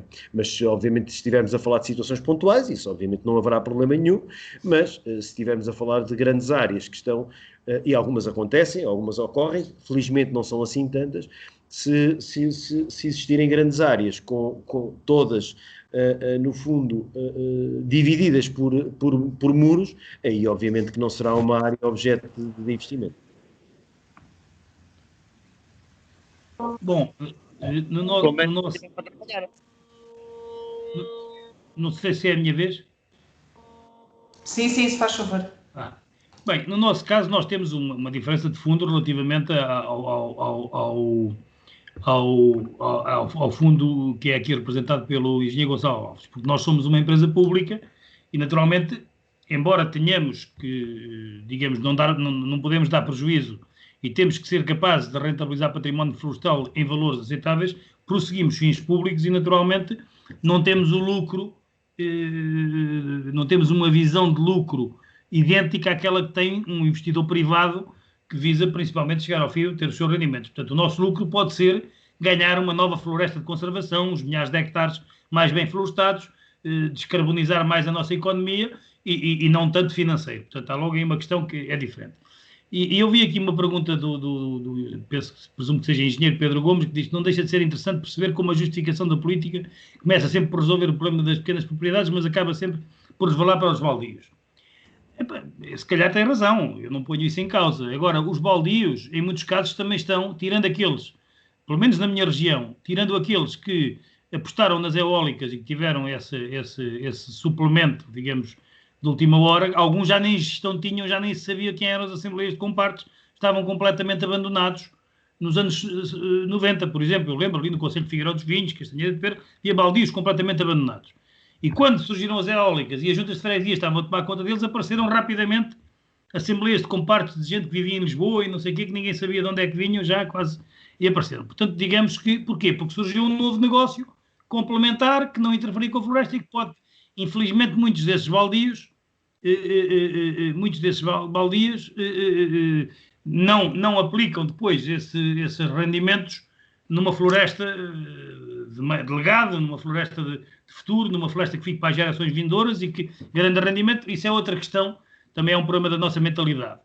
Mas, de facto, o problema das pequenas propriedades, se fosse fácil de resolver, já estava resolvido, como eu costumo dizer, não é? O problema é que é difícil, sempre foi difícil, temos problemas de cadastro que também não ajudam nada a resolver este problema, não é? Embora agora esteja a começar, enfim, um processo lá na minha região, já está bastante cadastrada, não sei se bem, se mal, mas presumo-se, há quem diga que há gente que está a apropriar-se das propriedades de outros, uns reclamam, outros não, enfim, é natural que haja problemas em processos que estão a começar, mas é evidente que há um problema que a política tem, e eu já fui político, já fui secretário de Estado, já fui deputado, hoje estou com funções de gestor e com funções, digamos, ao serviço de um projeto de desenvolvimento regional, nacional, não é? Que se expressa regionalmente, mas nacional. E nesse sentido, digo que compreendo que muitas vezes se resvala rapidamente para territórios maiores porque é para apresentar resultados. Ora, os resultados no minifundo não se conseguem apresentar no curto prazo. Precisam de muito tempo de trabalho. Quem conhece aqueles territórios sabe que é preciso ganhar a confiança dos proprietários. As pessoas são desconfiadas porque nunca ninguém lhes deu nada. Eu costumo dizer, no outro dia estive numa conferência do Forestino ali em Aveiro. E estava lá um bom exemplo de como a Unimadeiras tem ali um projeto engraçado associado com pequenos proprietários, uma coisa parecida com esta de que estamos a falar, mas uma modalidade diferente, que eles começaram há uns anos ali na zona da Albergaria Velha, Aveiro, e há ali uma série de pequenos proprietários, já idosos alguns deles, mas com muita piada.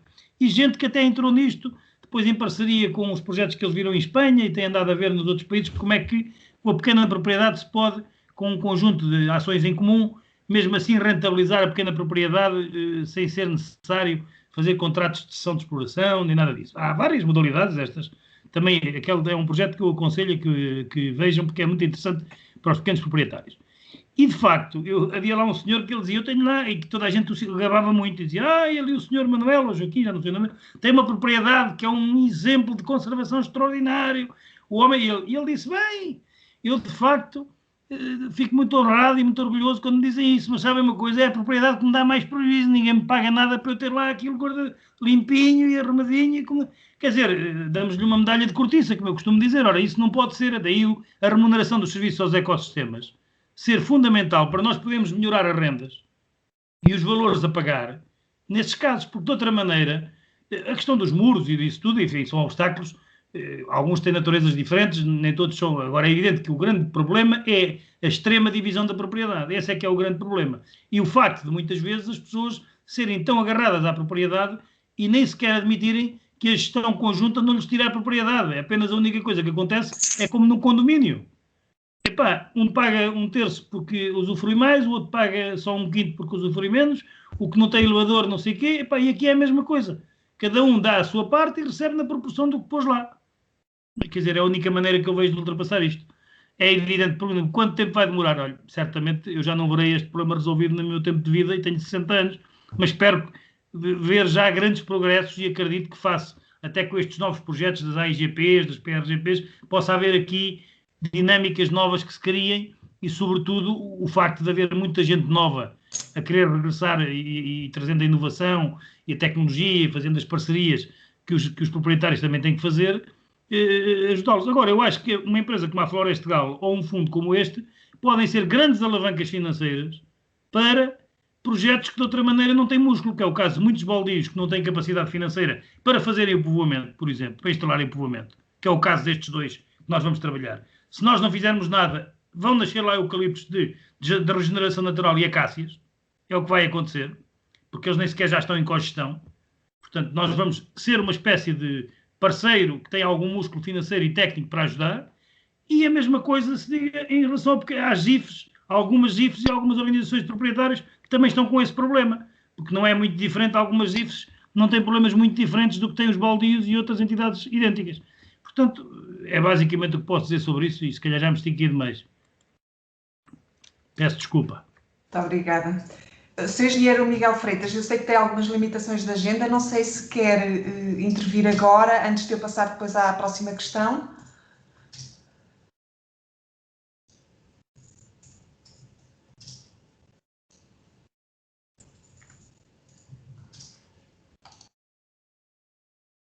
Vamos passar à próxima.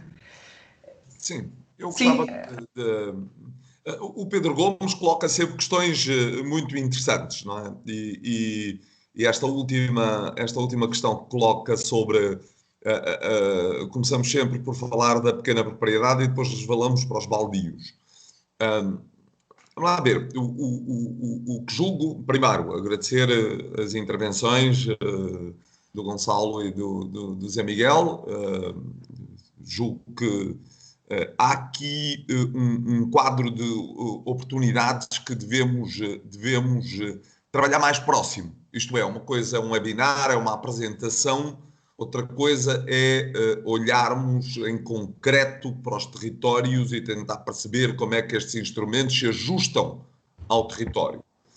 E o que importava nesta nossa apresentação era, acima de tudo, fazer uma primeira aproximação que permita, imediatamente a seguir, em função das partes interessadas, podermos concretizar. Isto é, podemos ver em casos concretos qual dos dois instrumentos melhor se ajusta.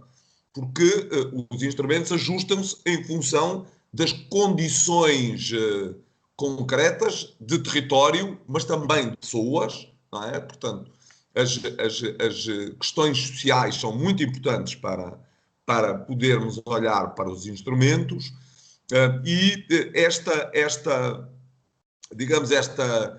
debate entre baldios e pequena propriedade é uma questão que nós devemos olhar com alguma atenção. Por exemplo, naquilo que tem sido a tese que tenho vindo a defender para a questão da criação das áreas integradas de gestão de paisagem, a ideia é que o baldio seja uma âncora, mas que consiga trazer pequenos proprietários associados à sua área integrada de gestão de paisagem. Portanto, exatamente porque o baldio tem sempre a vantagem de ser uma propriedade que permite ter uma escala. Se conseguirmos juntar a essa escala pequenas propriedades que estejam na fronteira, significa começarmos a ganhar terreno que está para lá da fronteira do baldio. E, portanto, as áreas integradas de gestão de paisagem é uma política pública direcionada para a pequena propriedade. É para a pequena propriedade que esta política das áreas do Programa de Transformação de Paisagem foi direcionada. E, portanto, repito, a ideia do baldio é a ideia de uma entidade âncora que possa permitir trazer outros atrás para se poder, digamos, ter propriedade baldia e propriedade privada e pequena propriedade associadas no mesmo projeto. Por outro lado, as políticas são muito dirigidas às zonas de intervenção florestal. Portanto, sempre que há uma interface, isto é, sempre que existe uma entidade de gestão, estes instrumentos são instrumentos que são geridos não a partir de cada um dos proprietários, mas a partir da entidade de intermediação, isto é, a partir da ZIF, da Zona de Intervenção Florestal, da entidade de gestão florestal. E, portanto, aquilo que julgo que era interessante e o desafio que fica a seguir a esta nossa conversa é o podermos identificar algumas iniciativas no Alto Tâmega, até iniciativas que possam ser diversas, para podermos testar, ok? E, portanto, procurar escolher 2 ou 3 iniciativas no Alto Tâmega para tentarmos testar os instrumentos. Os instrumentos são instrumentos de longo prazo, portanto, não são instrumentos que vão acabar amanhã, portanto, não são instrumentos que amanhã vão fechar, são instrumentos que estão previstos para ser, digamos, para ter uma visão de longo prazo e, portanto, temos tempo para fazer algumas testagens para ver como é que eles se adaptam a cada um dos territórios. É esse o desafio. Basicamente, o desafio do lado de quem possui o instrumento, portanto, do lado da Floresta Legal e do Fundo de Investimento, mas o desafio também de quem está no terreno e que tem que olhar para estas coisas não como coisas que estão longe de poder acontecer do seu território, mas que podem acontecer no seu território. E, portanto, que é preciso perceber como é que podem acontecer no seu território. E para isso é preciso testar. E testar não significa arrancar logo com 5.000 hectares. Pode ser começar com pequenos testes, pequenas experiências que depois se alargam. Okay? Depois se vão alargando em função daquilo que vier a ser o interesse concreto que o instrumento tem para cada uma das sociedades. Portanto, basicamente à CIME e aos municípios e às organizações fica agora o desafio de podermos chamar estes senhores, não através do webinar, mas através de presencial e através de projetos concretos, portanto, com matrizes concretas, com propriedades concretas, com ações concretas, perguntar para isto, como é que isto se faz? Quer dizer, como é que os senhores, perante este problema, nos ajudam a resolvê-lo? Quer dizer, basicamente é sermos muito práticos. Quer dizer, muitas vezes achamos que estas coisas são coisas teóricas que não acontecem no quintal dos outros. É uma questão de tentarmos ver se isto acontece no nosso. Certo? Se acontece muito bem. Se não acontece é porque não se adaptaram. Portanto, é porque não eram bons para ali. E, portanto, porque não eram bons para ali, porque, eu repito, ser bom não significa apenas adaptar-se à realidade florestal. Significa adaptar-se à realidade socioeconómica e à realidade florestal do local. Portanto, é preciso ajustar isso tudo àquilo que é a realidade das pessoas que lá estão. As pessoas que estão lá são aquelas, não são outras. A propriedade é aquela, não é outra. E, portanto, é face à realidade que temos que dar as respostas. Aquilo que me posso comprometer é de procurar ir agitando e procurando aproximar, digamos, as partes para discutirmos, para conversarmos, para testarmos, para ver se nos adaptamos ou não às realidades concretas. Basicamente é isto, e um agradecimento, mais uma vez, um agradecimento por terem aceito o convite e por terem feito o debate tão vivo. Muito obrigado. Muito obrigado, Miguel. Muito obrigado, Sr. Engenheiro. Obrigado também na parte que me toca. Há aqui mais algumas questões que gostaria de colocar. Portanto, uma delas é do nosso colega José Barros, que é o responsável pelo nosso Gabinete Técnico Florestal Intermunicipal, e questiona: a partir de que dimensão estão disponíveis para iniciar uma avaliação de rentabilidade no território do Alto Tâmega? E se assumem os custos relativos a este estudo preliminar? Obrigada. Bem, seguindo então o princípio que temos seguido até aqui. Portanto, nós em termos de dimensão, e voltando um bocadinho até àquilo que o Zé Miguel e o Miguel Freitas falaram há pouco, sobre a questão dos baldios, obviamente que nós precisamos sempre daquilo que são chamadas, e o Miguel caracterizou bem, porque nós também, no nosso projeto, também as chamamos assim, que são as áreas âncora. Portanto, nós, para iniciar um processo num determinado território, num concelho, obviamente que necessitamos de assegurar que temos ali pelo menos uma área de 200, 300 hectares. Portanto, isto respondendo assim de imediato à questão da dimensão mínima. Depois também há porquê? Porque na realidade não equacionamos fazer uma intervenção, obviamente que depois de seguida, como se também já aqui foi mencionado, se procurará ir e teremos a possibilidade de ir buscar proprietários com menor dimensão, mas tendo para iniciar um trabalho num determinado concelho ou numa determinada freguesia, obviamente teremos de ter uma área mínima de cerca de 200 hectares. À qual se poderá, referir-se novamente, à qual se poderão juntar depois pequenos proprietários com dimensão muito inferior, obviamente, mas para arrancar a área âncora, nós, naquilo que é o nosso modelo de negócio, está definido com cerca de 200 hectares.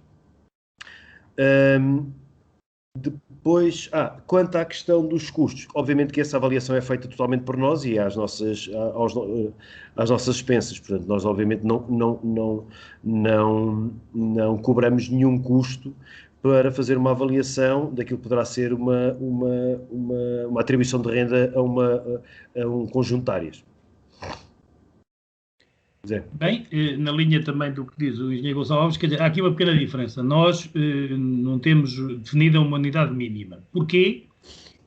Porque, uma vez que queremos, sobretudo, agregar, e que uma das nossas frentes de trabalho é a agregação, e compreendendo a realidade dos territórios mais vulneráveis e nos quais se espera que nós consigamos também dar o nosso contributo, o que nós dizemos é o seguinte, eu vou-vos dar só um exemplo. Nós ali na zona de Figueiró dos Vinhos temos, neste momento, nos 3 ou 4 concelhos ali circundantes, desde a Sertã, vai até Oleiros, nós somos capazes de ter ali cerca de 300 hectares nestes vários concelhos, com explorações que variam entre os 40 hectares, ou parcelas que variam entre os 40 hectares e os 10 e algumas de meio hectare.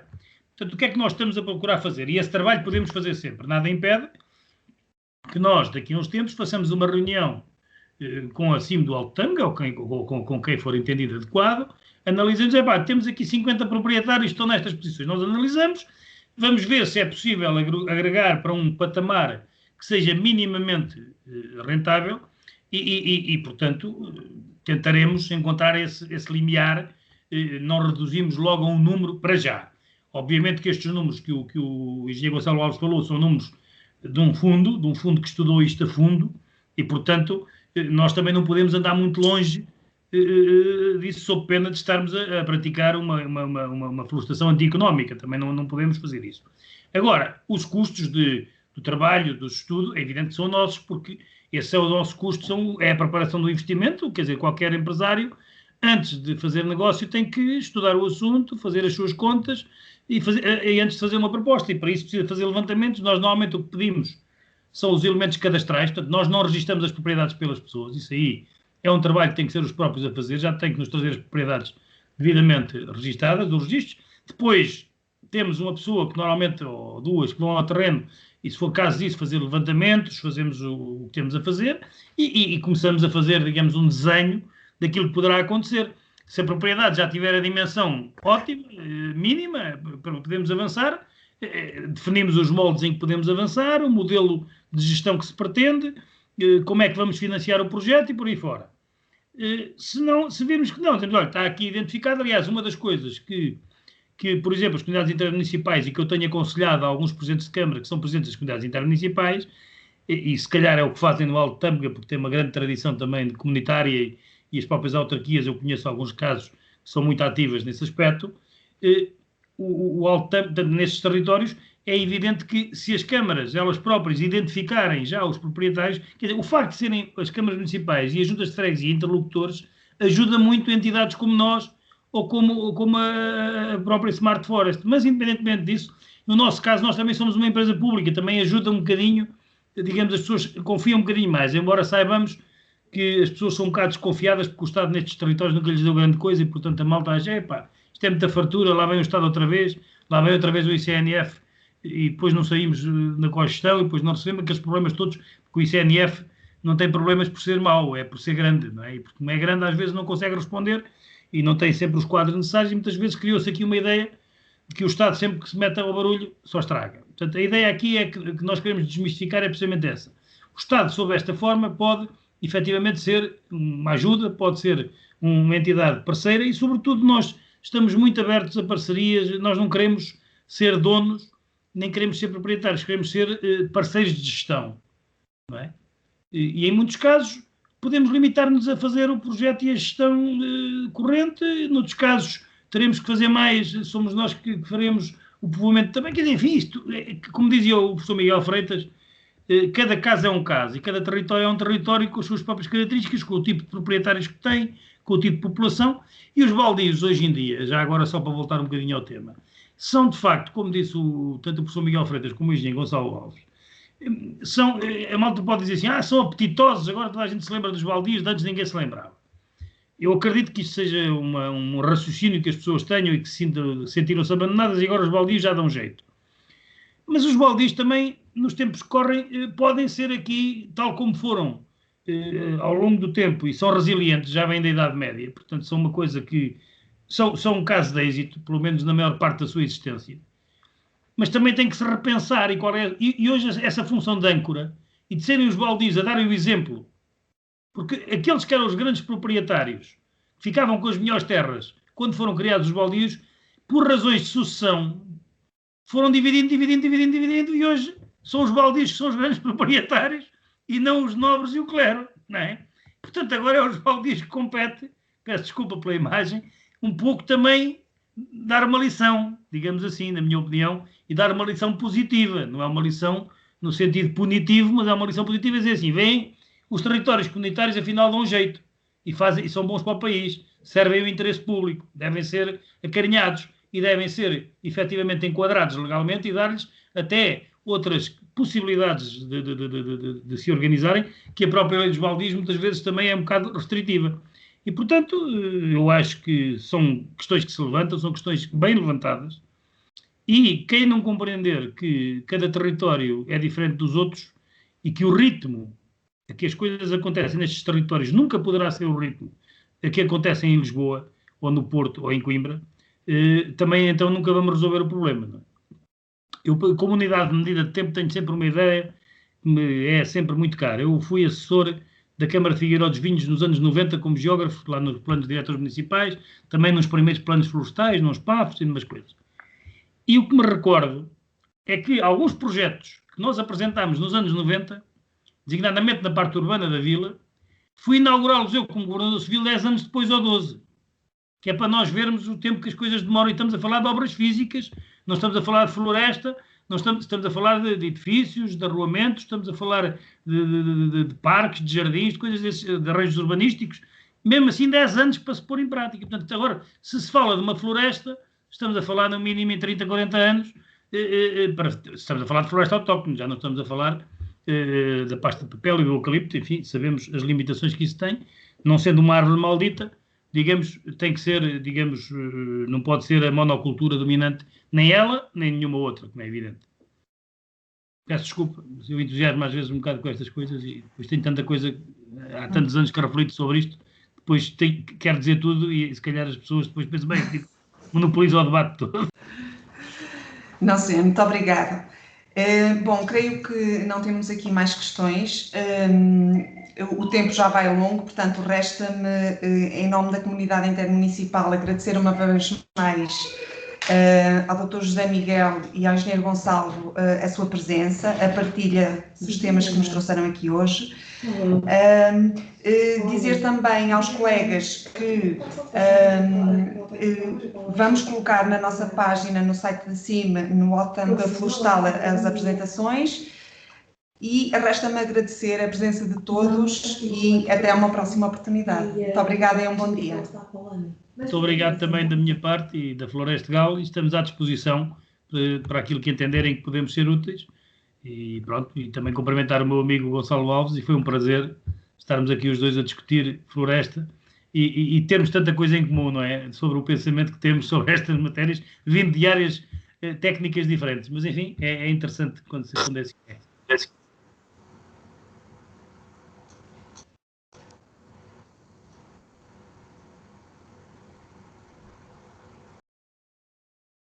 Agora deixei de ouvir.